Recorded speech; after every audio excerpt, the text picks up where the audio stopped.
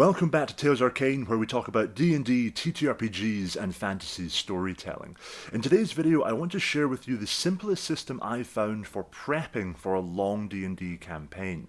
If you're feeling overwhelmed, you don't know how far to prep in advance, you don't know where to start, this is the video for you. I think the system I outline here is going to make prep a lot simpler and a lot less intimidating. But before we begin, a quick shout out to everyone who backs me over on the Tales Arcane Patreon, and because of whom I am now able to do this as my full-time job, which is absolutely wild. People on my Patreon get access to more than 1,000 pages of my own D&D content. That includes adventures, travel encounters, settings and supplements, Patreon-only videos, and the Patreon-only Discord. There's a lot of stuff over there, so if you're interested in any of that or just supporting me as a creator, you can jump down to the link below this video and join the Patreon there. But if you want to support me without going to Patreon, you can just stay here, watch the video, like, subscribe, and all that good stuff. Now, let's talk about D&D prep. It's the start of a new year and you're going to run a D&D campaign, and this could be something that would take months or even a year or more to complete a long D&D campaign.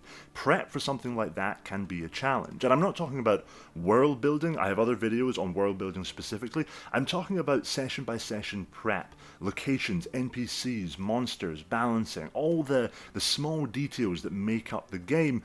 How much of that do you need to prep in advance? The first thing we're going to do is we're going to stop looking at the campaign as a campaign, and rather as a series of little campaigns. And each of these little campaigns we're going to call an arc. And an arc lasts, on average, I'd say about 3 sessions, maybe 4, but usually about 3 sessions. And each arc is going to be a little story in and of itself, a beginning, a middle, and an end. At the start of the arc, the players are going to establish a new goal for themselves. They're going to be given a new goal. They might encounter a new villain, and this all might happen even in a new location, or it might happen in a location that's familiar to them but where a new threat has emerged. Over the course of that 3 or 4 episode arc, the players are going to take on this challenge, overcome the odds, defeat the villain, and at the end of that little mini arc, that mini campaign, the players are going to have this sense of resolution and accomplishment. That doesn't mean you have to wrap up everything. A few NPCs, quest hooks, maybe even the villain escape. Something can be carried on to the future arcs, but in the moment the players have this sense that they have completed something, and that whatever they move on to next will be essentially a new arc, a new chapter. Now, each arc is usually going to be set in a particular location. It's going to be a large town, or a valley, or an island, or a village in the surrounding countryside. An arc typically wouldn't carry the players from one side of the kingdom to the other, because again, it's probably going to take only a relatively small number of sessions to complete. Over time, each individual arc might move the players across the realm, but for that first arc, we're talking about a relatively contained location. And in that location, you want the players to meet for the first time, and to probably within the first few hours, within the sort of first half of the first session, the players should have an understanding of what their goal is for the arc. Not for the campaign, just for the next 3 to 4 sessions. A villain is established, a threat is established, a challenge arises, and the players understand that to win the first arc, they need to overcome a very clear challenge ahead of them. Now let's plot the first act. And to do this, we're just going to open up a document or get out a piece of paper and write down on it everything that you think is probably going to happen in that first arc.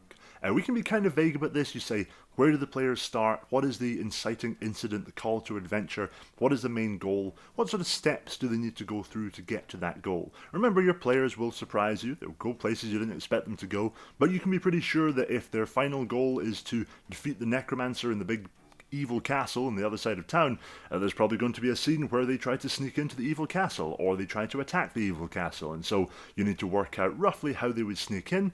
Maybe there's a secret tunnel under the castle, and roughly how they would attack. Maybe the main gate of the castle is guarded by a troll, and that's the encounter they have to get through to get into the castle. You work out the broad story beats, and you have it all in one place. And as you're doing that, you're working out roughly how each of the 3 or 4 sessions within the arc are going to end. So if it's a 3 session arc, you work out a kind of little cliffhanger for the end of the first 2 sessions before the big conclusion at the end of the third. You should now have a rough outline of what that first arc should be, and roughly what will happen in each of the 3 or 4 segments within that arc.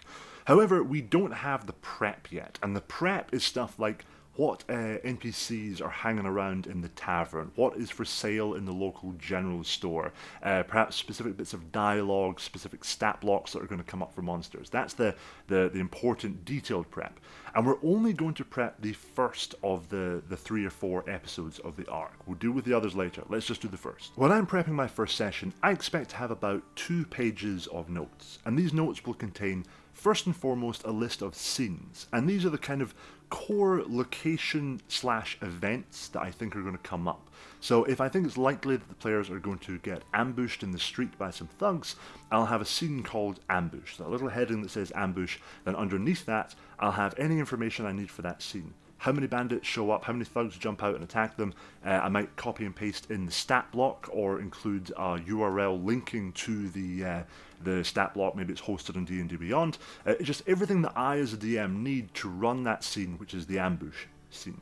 Now maybe the players never go to the location where the ambush takes place, and so that scene doesn't happen where I expected it to happen, or maybe it doesn't happen at all. But I have the scene there ready to plug in if the circumstances arise to make it happen.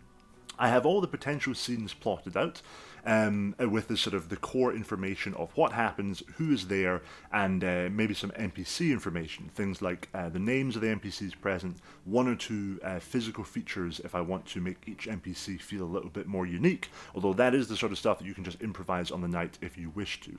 If they're in a town and I expect them to go to some stores, I'll also include, separate from the list of scenes, a list of stores that they might find, and maybe a couple of key things that they might want to buy in each of those stores. Or if I want to make my life easier, I will include the names of the stores, and then I'll just include a link to a big document that I have online, which just has lists of random items that you might find sold in a store. This isn't my document, it's just something I found on Reddit, and there are loads of these things out there.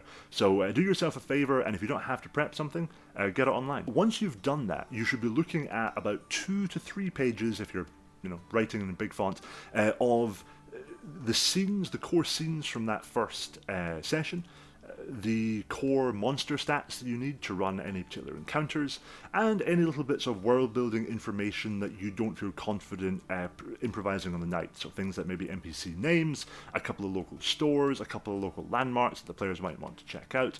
And if you want to prepare battle maps, you can prepare some battle maps. You might be doing this digitally, in which case you might have made beautiful maps over on Incarnate that you can put down in front of the players on a VTT. If you're doing it in person, you might want to just draw out a rough sketch of the maps on paper in advance, because at the end of the day, this is a game of imagination. It doesn't need to look beautiful.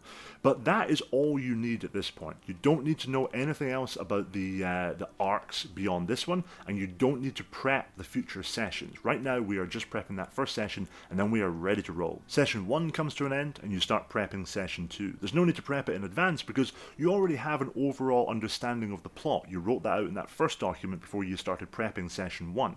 So it's better to leave session 2, 3, and 4 to their own devices until you get to them, because things are going to happen along the way where maybe a scene that you thought was going to be included in session 1 has to be held over for session 2, things get moved around. So my approach is to do it one session at a time.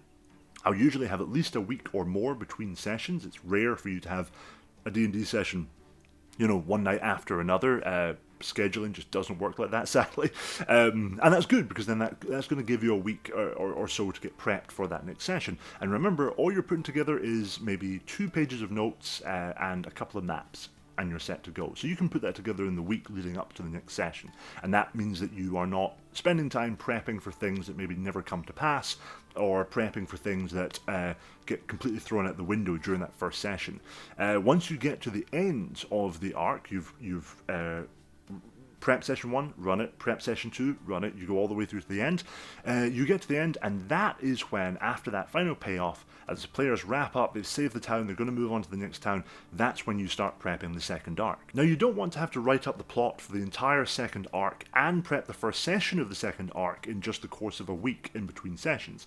So there's going to be a middle session that goes in between Arc 1 and Arc 2, and that will just be a standalone session. It could be a little side quest, it could be a travel encounter. I love to have a fun, kind of low-stakes travel encounter between each arc, because it acts as a palate cleanser. Maybe if there was quite an intense battle at the end of the last session, the players enjoy encountering a fun merchant on the road who needs them to help with some kind of, fun roleplay-focused encounter. we had that little quite kind of light palette cleansing session, and then we get into the next session, and so that means that by the time we're starting Arc 2, at least one session has passed between them, so that's maybe a couple of weeks between arcs, and that's going to give you enough time to do things like work out that overarching plot, prep session 1 of the new arc, and so on, with a little bit more time to breathe. But let's be real, you're not committing to a year-long D&D campaign without a little hope that at the end of it, the players are battling to save the world against an evil dark god or a world-devouring dragon. Everyone, no matter how humble the beginning of their campaign, is dreaming of some massive showdown that saves the world. We all want our players to eventually fight Vecna deep down on some level. So the arc system kind of works for that as well, and that's what we're going to cover next. While the first couple of arcs may feel very self-contained, and while all the arcs throughout the campaign are going to have their own flavour, rhythm, mini-boss, and so on, you can start seeding in small elements of foreshadowing throughout the entire campaign, building up towards the final quest, the final villain of the entire story. Let's say, maybe in the second arc, early on in the game, the players hear rumours from the north that there have been unusual attacks along the border. There's been maybe dragon sightings that haven't been seen for a long time up north. And that is just mentioned in passing and then it's gone. And then maybe in the next arc they come across some other hint of that. They come across some old carving in a ruin that they're clearing some spiders out of. And the carving depicts some ancient battle with dragons flying down from the north and people defending themselves. And they go, oh, that's interesting, and then they forget about it. And you start leaving these breadcrumbs so that later on, when the army of evil chromatic dragons fly down from the north and a great final war for the world starts, the players look back and say, oh, we can kind of see that it was always leading this way. And also, the other benefit of this is that if along the way the players reveal that for some reason they really just don't find dragons fun to fight, or they're just not interested in your dragon lore, you'll get advance warning of that early on when they keep ignoring references to dragons, and you can go, oh cool, maybe I need a different climactic end to the campaign, I need a different final villain. And so early on you can course correct and start dropping in foreshadowing for something else and see how they respond to that. So the arc system is essentially a way to say, don't get stressed out about running an entire campaign before you've even started running the campaign. Focus not even on the first arc, but on the first episode of the first arc, and then gradually build from there. Each arc will lead gently into the next arc with a little palette cleansing session in between, and over time the arcs will become slightly more thematically linked as more hints begin to coalesce around whatever the big campaign threat is. And then towards the end of the campaign, maybe when you've got 10 sessions left, those last 10 sessions will become essentially one giant arc as the players do that final showdown with that big boss. So the arcs are a sort of, essentially, I've talked about this before on the channel, content baskets that help you divvy up your content into more manageable chunks. That is the video, and that is what we do here on the channel. We try to take D&D and make it a less stressful, time-consuming process, because even prep in D&D should be fun and should not consume your life before the game even begins. Before I jump off, just a huge thank you to everyone who's stuck with the channel over the last 2 years, and especially to everyone who's supported me on Patreon and is allowing me now to do this full time. I'm going to be posting so much content over the coming year because this is what I do now. So let's see what happens.